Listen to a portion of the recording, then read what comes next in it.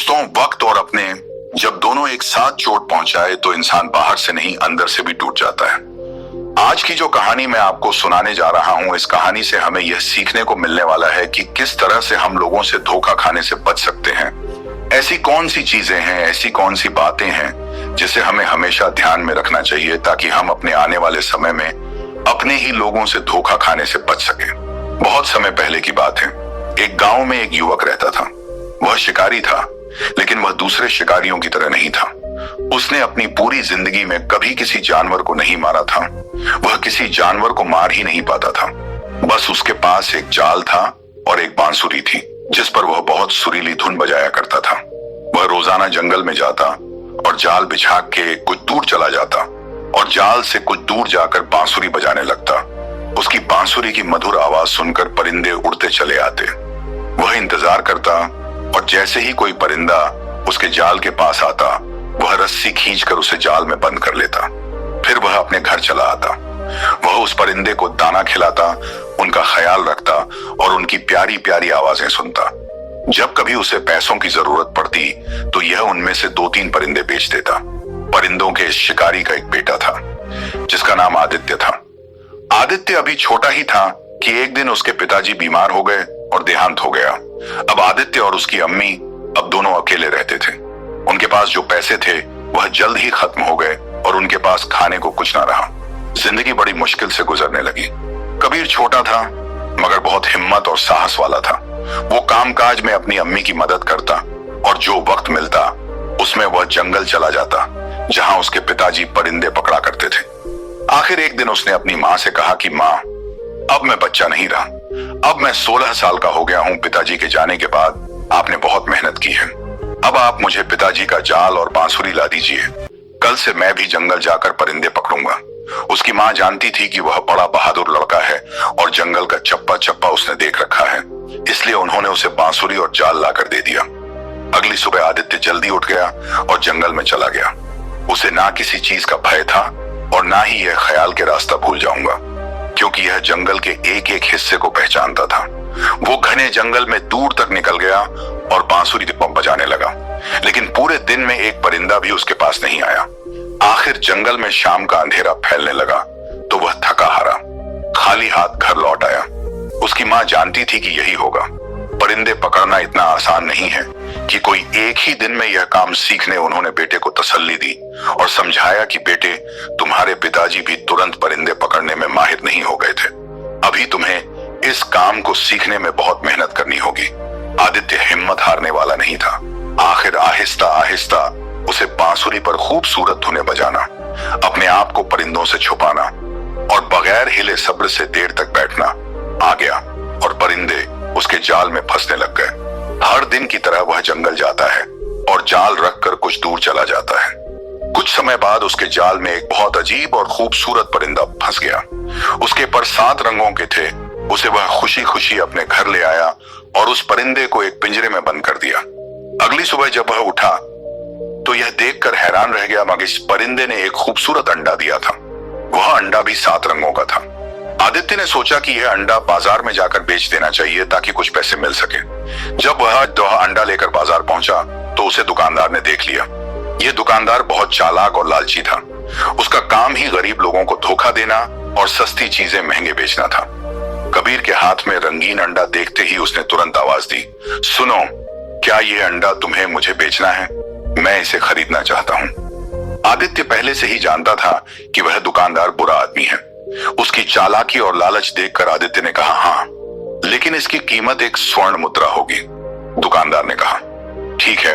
आदित्य को यह देखकर हैरानी हुई कि चालाक दुकानदार ने उस अंडे की कीमत कम करने की कोशिश नहीं की और उसे एक स्वर्ण मुद्रा देकर अंडा ले लिया।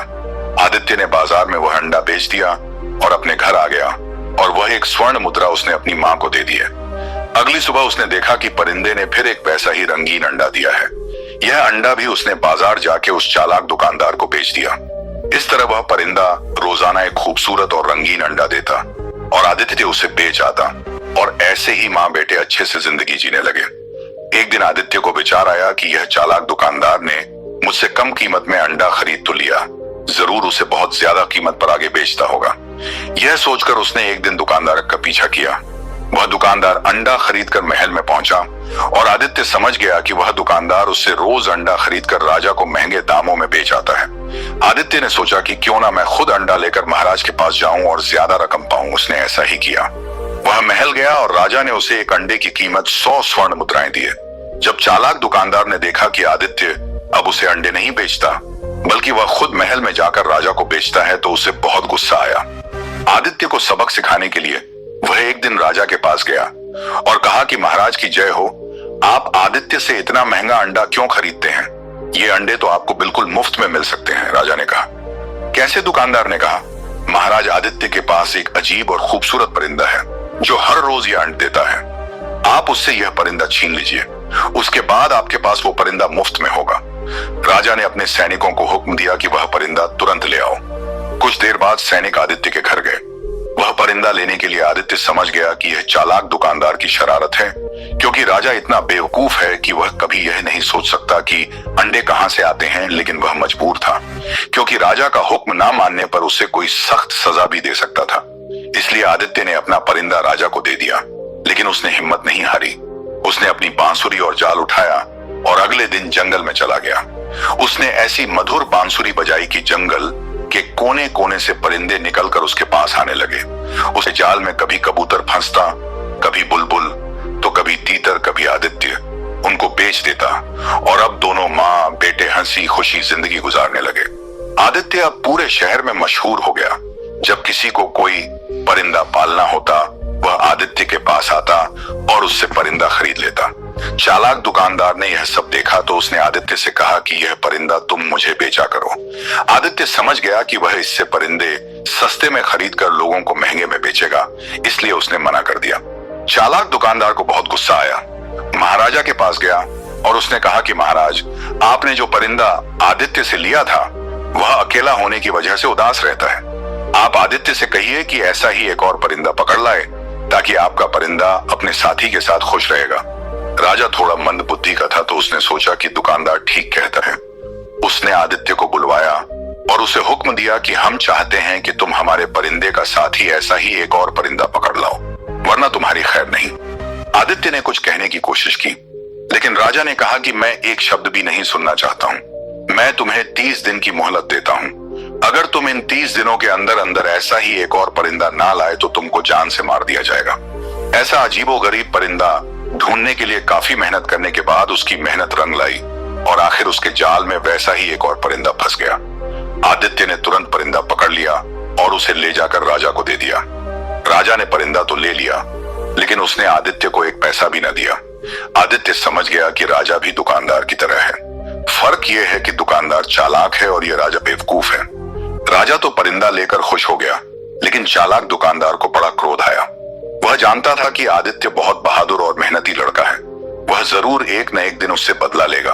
उसका ख्याल था कि आदित्य दूसरा परिंदा नहीं ला सकेगा और राजा उसे मरवा देगा।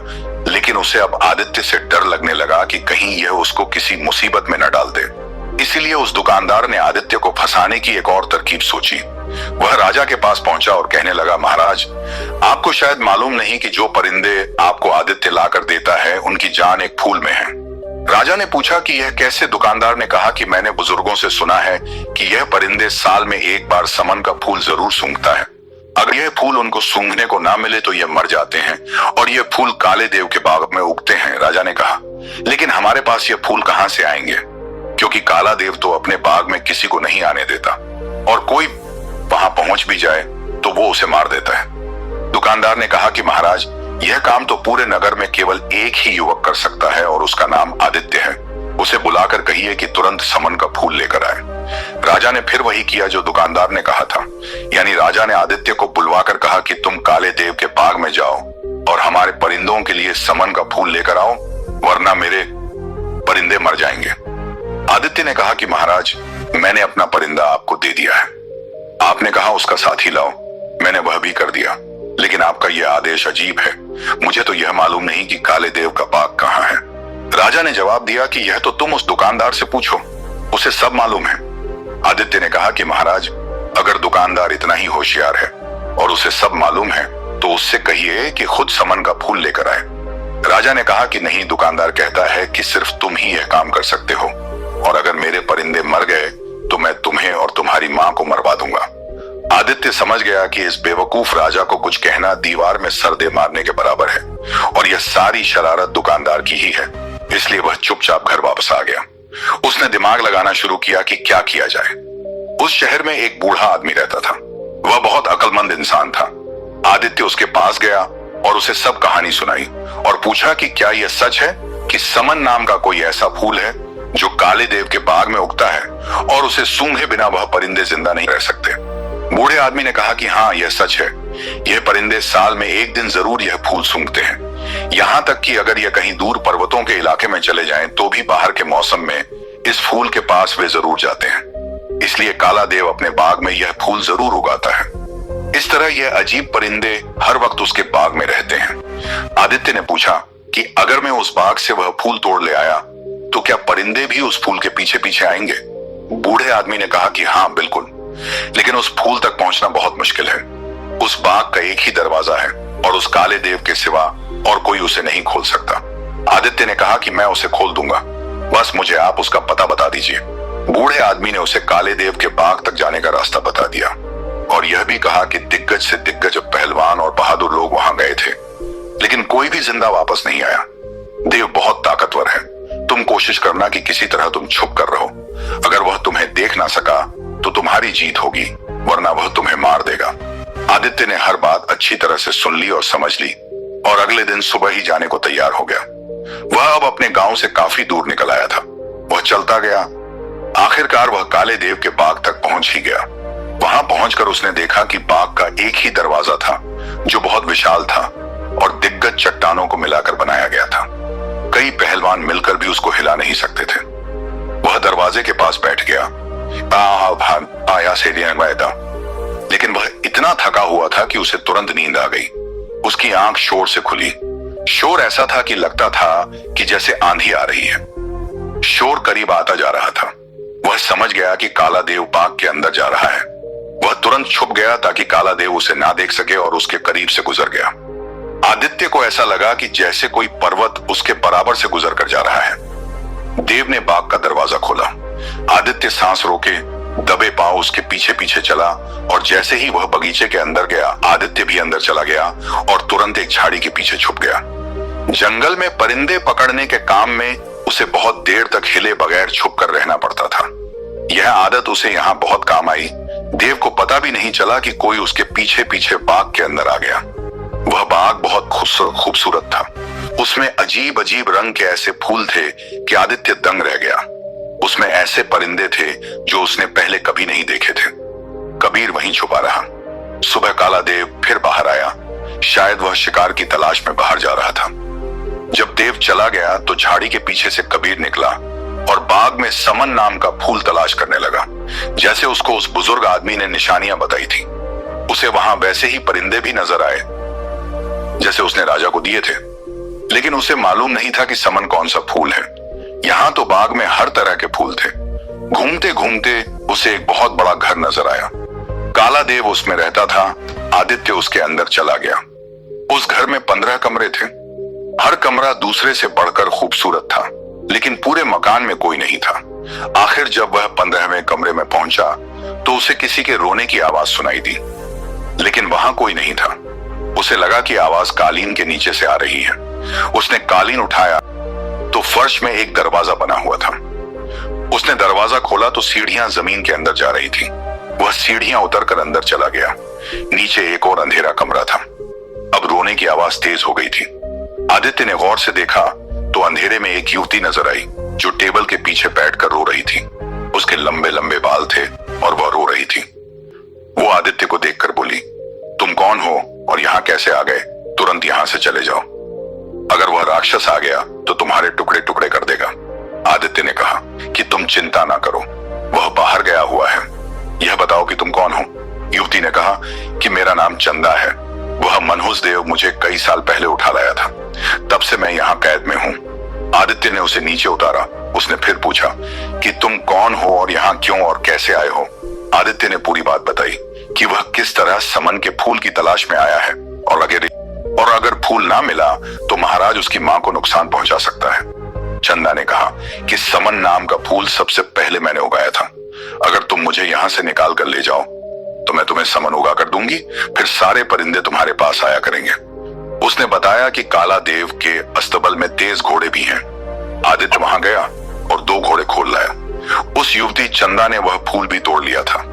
दोनों घोड़े पर सवार हो गए। चंदा को मालूम था कि बाग में एक पत्थर को दबाने से बाग का दरवाजा खुल जाता है। इस तरह दोनों दरवाजे खोलकर घोड़े पर सवार होकर वहां से निकल गए। घोड़े भगाते भगाते दोनों आदित्य के नगर पहुंच गए।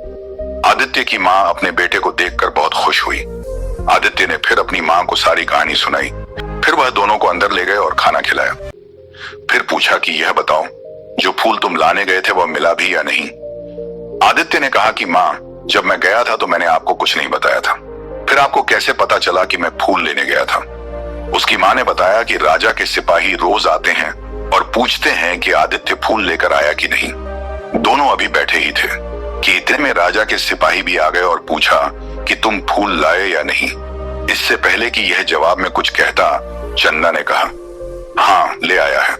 कुछ देर में खुद राजा के पास फूल लेकर जाएगा। राजा के सिपाही चले गए तो चंदा ने चाकू लेकर अपनी उंगली में चीरा लगाया। खून के 2 बूंद निकले और निकलकर फूल बन गए। चंदा ने कहा कि काला देव को मालूम था कि मैं इस तरह समन के फूल बना सकती हूँ, इसलिए वह मुझे कैद रखता था। अब यह फूल राजा के पास ले जाओ। जब वह फूल लेकर राजा के पास पहुंचा तो परिंदे उदास थे। उन्होंने चहचहाना बंद कर दिया था। फूल देखते ही परिंदों में जैसे जान आ गई। वह फिर से बोलने लगे। राजा खुश हो गया। अब चालाक दुकानदार यह देखकर जल गया कि आदित्य फिर कामयाब हो गया। दोस्तों, सच कहते हैं कि जिसके हौसले बुलंद हो उसे कामयाबी जरूर मिलती है। उम्मीद है कि इस कहानी से आपने बहुत कुछ सीखा होगा। दोस्तों, अगर आपको यह कहानी पसंद आई हो तो इसे लाइक, शेयर और कमेंट जरूर करें। आपके विचार हमारे लिए बहुत महत्वपूर्ण हैं। और हाँ, ऐसी ही प्रेरणादायक कहानियां देखने के लिए हमारे YouTube channel the stream of life को सब्सक्राइब करना न भूलें। धन्यवाद।